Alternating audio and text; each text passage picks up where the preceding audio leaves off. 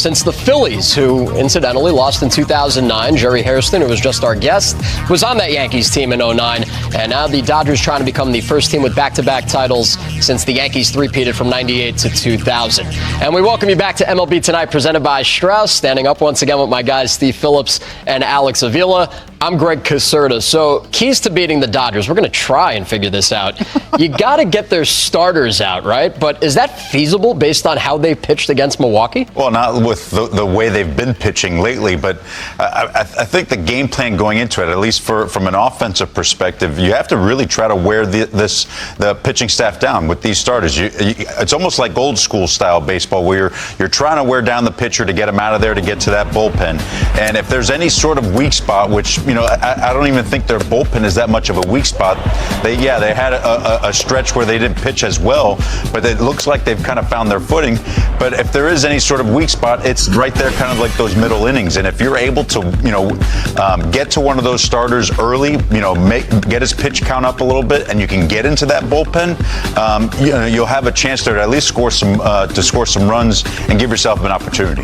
Yeah, I think that Jim Leland said this. I thought it was a great saying that the way to have a good bullpen is keep them in the bullpen, right? Don't overuse them and use them when you want to, not because you have to.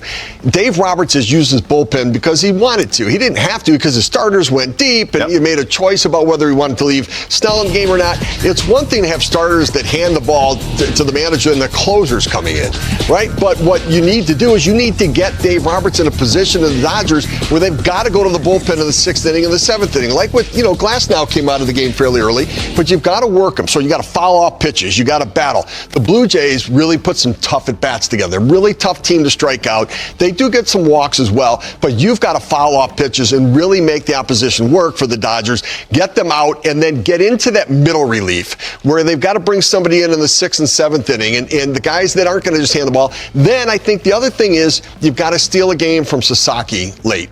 To win a short series, if you can steal a game from the closer. Now, he's looked locked down nails until the one game that he didn't. That was the one. And he has shown some ability to get flustered. And so if you can get to him with the first couple of hitters getting on, or make him throw strikes and not chase early where he walks somebody, maybe you get under his skin a little bit and you can get something going. So it's a narrow pathway to beat them, but it's possible. So watching the American League unfold, right? You see the Mariners going 5 games with the Tigers. You're seeing this series now in the ALCS. Game 6 tonight, possible Game 7 tomorrow. Dan Wilson, John Schneider are pulling their hair out trying to navigate these middle to late innings. Dave Roberts really hasn't had to do that. There really haven't been a lot of stressful decisions for him to make. Well, I mean, that's been the luxury of having, the starting rotation that they've had. They're all healthy. They're all pitching really well, lately. And, that's just the luxury that he has. And, you can't fault him or blame him for the fact that he really hasn't had to make those decisions because his guys are performing. And, that's perfectly fine. The other thing is too is like when you're facing this Dodgers team, when I look at both these American League teams, I think both of them will match up a little bit better than the Brewers did just because of their pitching situation, right? The Brewers did a good job as far as keeping the Dodgers offense at bay. You got to keep them in the ballpark in order to win games, but they did a pretty good job, and they had to piece that together. Where the Blue Jays and the Mariners both have a little more intact pitching staffs that have guys that can get the swing and miss.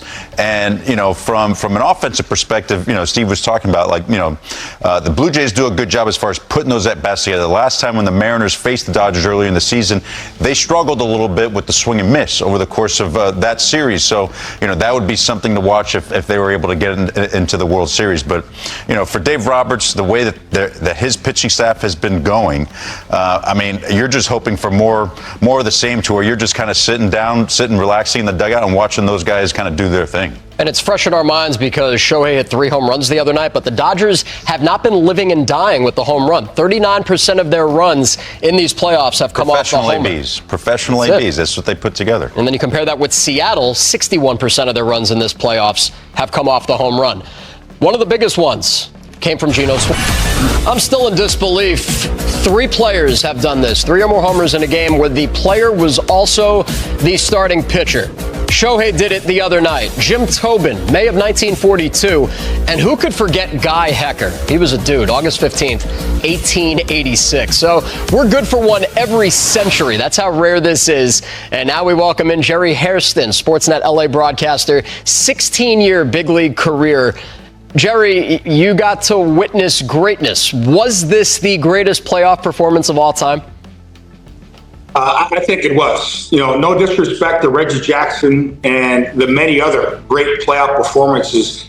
I really couldn't sleep after watching that performance at Dodger Stadium that night. And I just was like, what did this make me feel? Because we were all in awe, not just fans, but players. Shohei Ohtani also broke X or Twitter, whatever you want to call it. And I was thinking that night and the next day, I was like, what can I liken it to?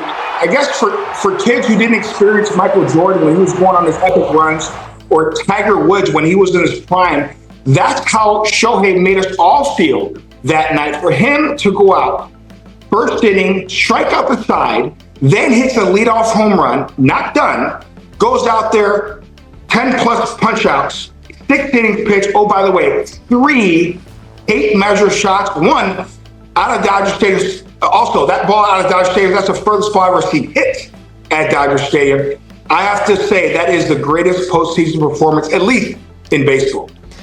Dodgers now 4 wins away from repeating as World Series champs. What's the overall vibe around this team right now? Because they pretty much outclassed the Brewers. They get by in 4 games, and now they get a couple of days off waiting on the winner of Mariners-Jays. Well, guys are extremely confident.